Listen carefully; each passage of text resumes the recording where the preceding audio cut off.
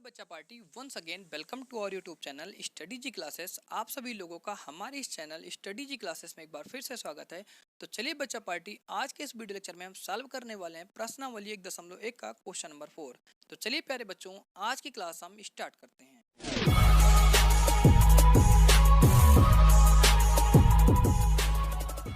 तो चलिए बच्चों, अब हम यहाँ से चलते हैं अपने क्वेश्चन नंबर 4 की तरफ। तो क्वेश्चन नंबर 4 हमारा यहाँ से लिखा गया है, यूक्लिड विभाजन प्रमेय का प्रयोग करके दर्शाइए कि किसी धनात्मक पूर्णांक का वर्ग किसी पूर्णांक m के लिए 3m या 3m+1 के रूप का होता है।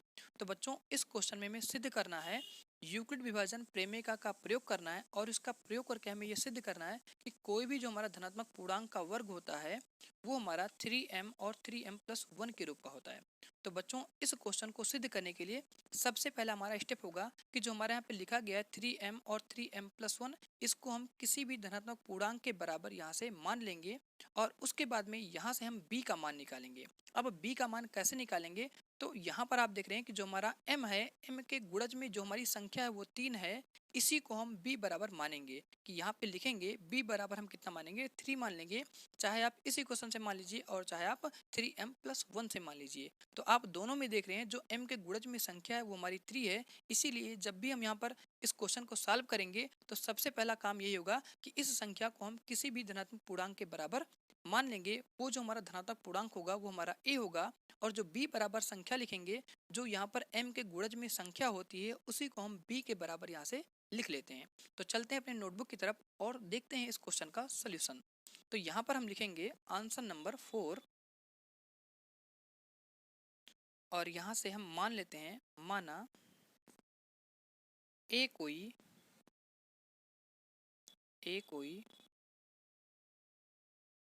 धनात्मक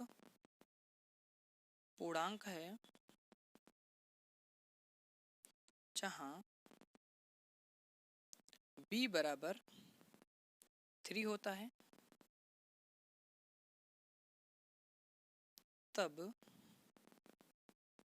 आगे लिखेंगे उसके बाद नई लाइन से यहाँ से यूक्लिड विभाजन प्रमेयिका से, इसको हम इंग्लिश में बोलते हैं यूक्लिड डिवीजन लेमा। अब ये हमारा यूक्लिड डिवीजन लेमा क्या होता है, तो वो हमारा ये होता है a = bq + r होता है। और इस यूक्लिड डिवीजन लेमा की हमारी एक कंडीशन होती है, वो कंडीशन हमारा r के लिए होता है कि जो r का मान होता है वो 0 से बड़ा और 0 के बराबर होता है तथा b से छोटा होता है। तो यहाँ पर हमने मान लिया है कि जो हमारा b बराबर संख्या है वो 3 है, तो इस 3 का मान हम इस यूक्लिड डिवीजन लेमा में रख देंगे और इस b का मान हम इसकी कंडीशन में यहाँ पर रख देंगे, जो कि हमारी यूक्लिड डिवीजन लेमा की कंडीशन होती है। तो यहाँ पर हम पुट कर रहे हैं b का मान 3, तो यहाँ से b के स्थान पर संख्या रखेंगे, हमारा हो जाएगा 3q प्लस यहाँ से हमारा हो जाएगा r, और जो यहाँ पर यूक्लिड डिवीजन लेमा की कंडीशन है इसमें भी हम b का मान रख देंगे और यहाँ से हम r का मान निकालेंगे। तो ये हमारा हो जाएगा 0 > यहाँ से हो जाएगा r और लेस देन हो जाएगा यहाँ से 3 से। तो बच्चों, अब हम यहाँ से क्या करेंगे, यहाँ से हम इस कंडीशन से r का मान निकालेंगे। तो यहाँ से जो हमें r का मान निकालना है वो 0 के बराबर और 0 से बड़ी लेना है तथा 3 से छोटी संख्या लेना है। तो 3 से जो हमारी छोटी संख्या होती है हमारी 0 होती है और 1 होता है और हमारा 2 होता है। तो यहाँ से हमने r का मान निकाल लिया है। अब इस r का मान हम यहाँ पर क्या करेंगे, एक बार 0 लेंगे, एक बार r का मान 1 लेंगे और एक बार r का मान 2 लेंगे, और इन सभी मानों को हम इस यूक्लिड डिवीजन लेमा की इस कंडीशन में पुट कर देंगे। तो इसको हम इक्वेशन नंबर a मान लेते हैं। अब यहाँ पर लिखते हैं केस नंबर फर्स्ट। तो केस नंबर फर्स्ट यहाँ से हम लिखते हैं, तो यहाँ से हम क्या करते हैं, एक बार r का मान 0 लेते हैं। तो यहाँ से लिख रहे हैं r बराबर 0।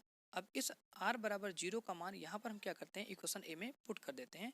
तो यहाँ से हमें इक्वेशन मिल जाती है 3q + 0, और जब इसको आगे हम यहाँ से सरल करते हैं तो यहाँ से हमें इक्वेशन मिलता है a बराबर 3q।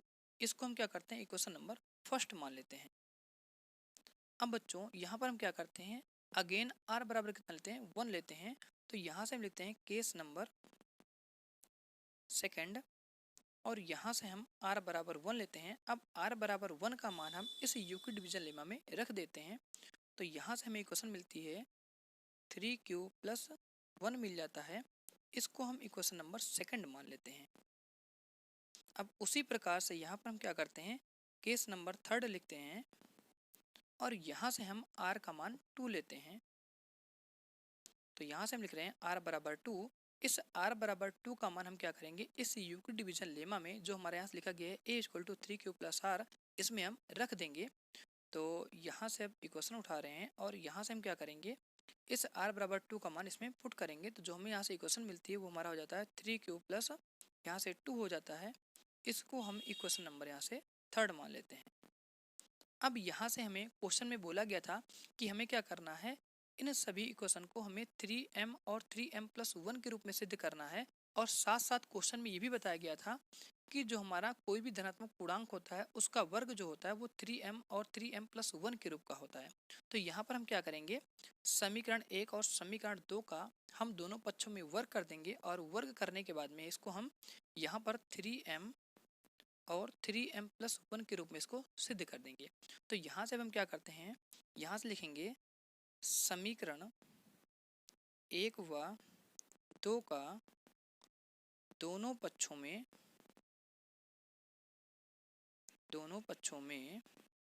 वर्ग करने पर। तो बच्चों यहाँ से आप देख रहे हैं कि जो हमारा समीकरण नंबर 1 है उसमें लिखा गया है a बराबर 3q और जो समीकरण नंबर 2 है उसमें लिखा गया है a बराबर 3q प्लस 1। तो एक बार हम समीकरण नंबर फर्स्ट को लेंगे, एक बार हम समीकरण नंबर सेकंड को लेंगे और दोनों का हम क्या करेंगे, दोनों पक्षों में वर्ग कर देंगे। तो यहाँ पर हम सबसे पहले लिखने वाले हैं समीकरण 1 का वर्ग करने पर। अब यहाँ से हम समीकरण नंबर 1 उठा लेते हैं। तो यहाँ से हमारा हो जाएगा a का स्क्वायर इक्वल टू यहाँ से हमारा हो जाएगा 3q पूरे का होल स्क्वायर।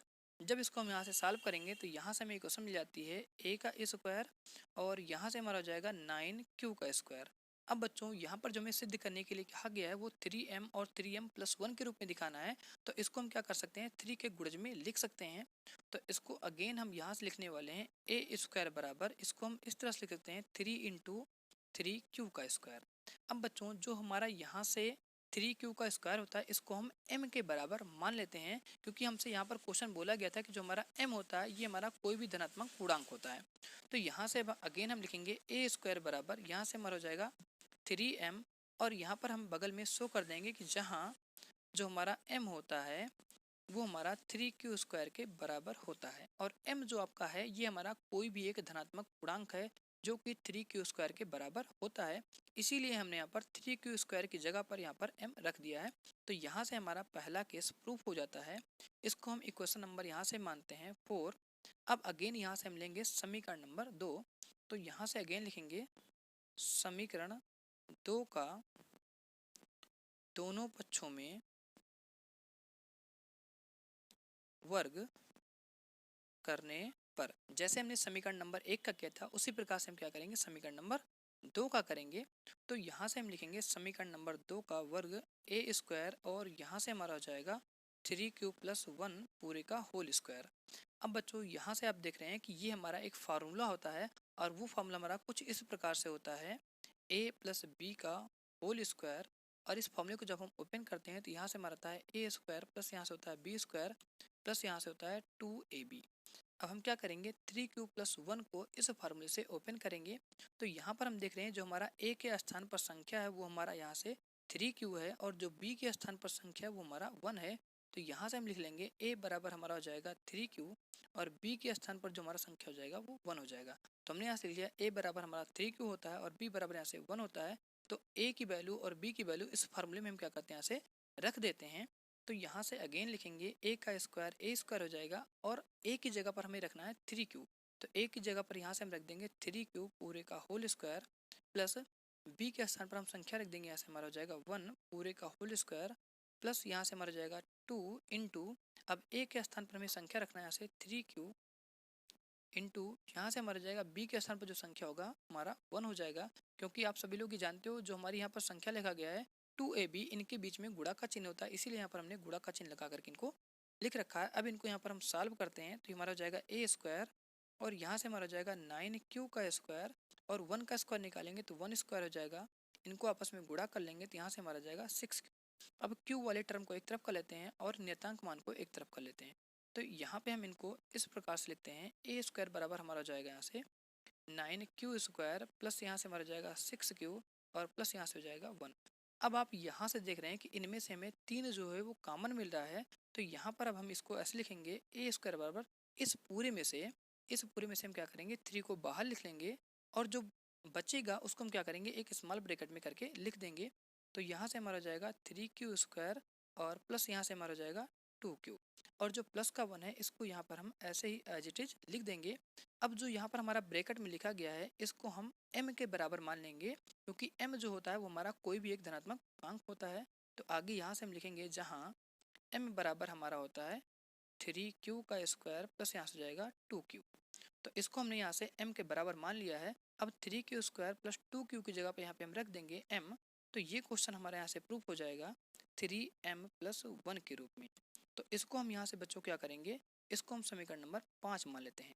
अब आप देखिए जो क्वेश्चन में हमसे यहाँ से मांगा गया था सिद्ध करने के लिए कि इस क्वेश्चन को हमें 3m और 3m + 1 के रूप में सिद्ध करना था, वो हमने यहाँ से प्रूफ कर दिया है। समीकरण 1 का वर्क किए थे, वर्क करने के बाद में इसको हमने सिद्ध किया। ए स्क्वायर बराबर हमारा क्या होता है 3m के रूप में होता है। और जब हमने यहाँ पे समीकरण नंबर 2 का वर्ग किया दोनों पक्षों में, तो यहाँ से हमें क्या मिल जाता है, ए स्क्वायर बराबर 3m + 1 मिल जाता है। तो अब हम यहाँ से लिखेंगे समीकरण 4 व 5 से कि जो हमारा ये इक्वेशन होता है वो 3m + 1 और 3m के रूप में होता है।